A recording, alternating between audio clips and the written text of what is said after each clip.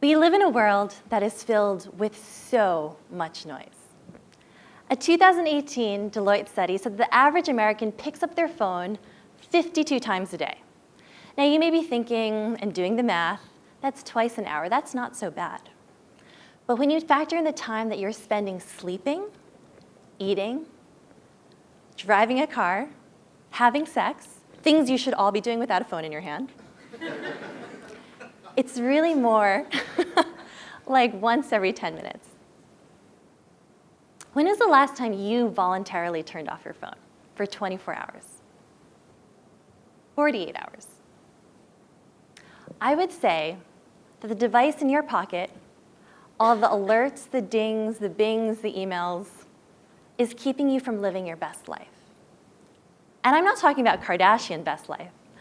I'm talking about a life that is aligned intentionally with your values and your desires. 8 years ago, I was not living my best life.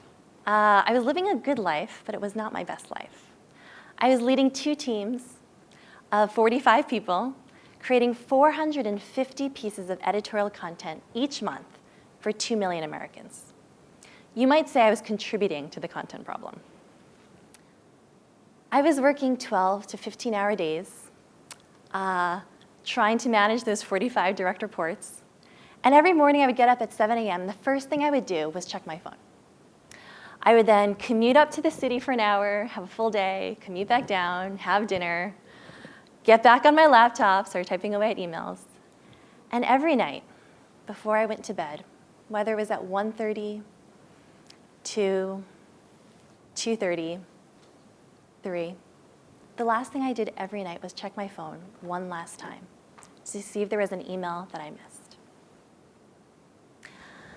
That same year, on a Saturday in October, I had a Friday just like the Friday a day that I told you about. I remember that I was tired, but I still wanted to make that drive from the city to the city to get a drink with my friend for her birthday. I remember driving to the city. I remember it was a cold San Francisco night. Pretty much every night in San Francisco is cold. And I remember huddling under the heat lamp trying to get warm. I remember feeling tired, and then I started to feel odd. I started to feel really weird. And I remember I walked over to the bar to get a glass of water, hoping that that glass of water would somehow make me feel better. And the next thing I knew, I was on the floor of the bar. I had fainted. So this is the part of the story where most people say, this was the turning point. This was the moment that I realized that my life really needed to change. That is not how this story goes. The next day I went to the doctor, and she said, you are a very normal, healthy 26-year-old, except that you were severely dehydrated and exhausted. So I went and I fixed those 2 things. I rehydrated myself, I got a little bit more sleep, and I went right back to my life, my overworked, exhausted, tech-addicted life. Those next 8 years were really intense. We nearly ran out of money twice, that company I was telling you about. We raised more money.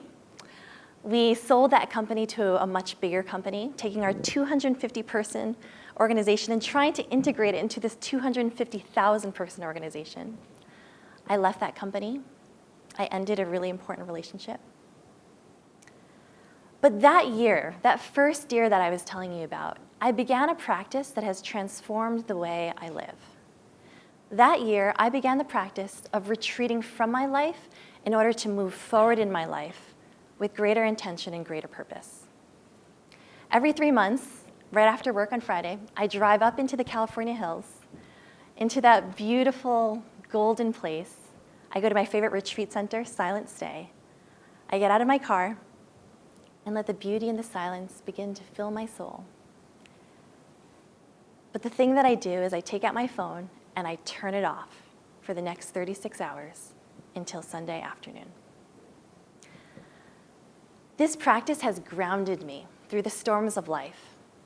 It has created space for me to simply be, space to reflect on my life, And it's given my brain 36 hours to detach from my technology addiction, just helping my brain reset just once.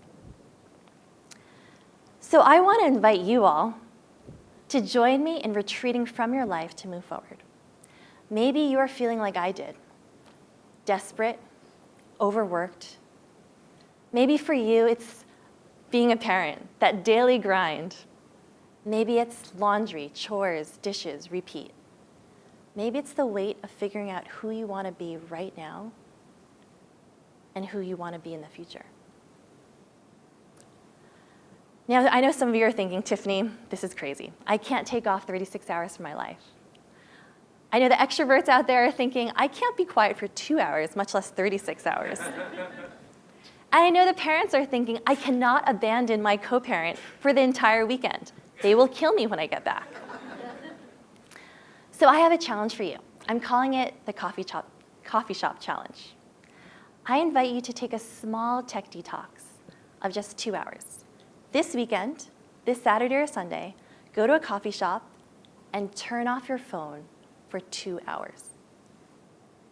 And during that time, you can do the 3 things that I do whenever I go on my retreats. First, I turn off my phone. You'll have already done that.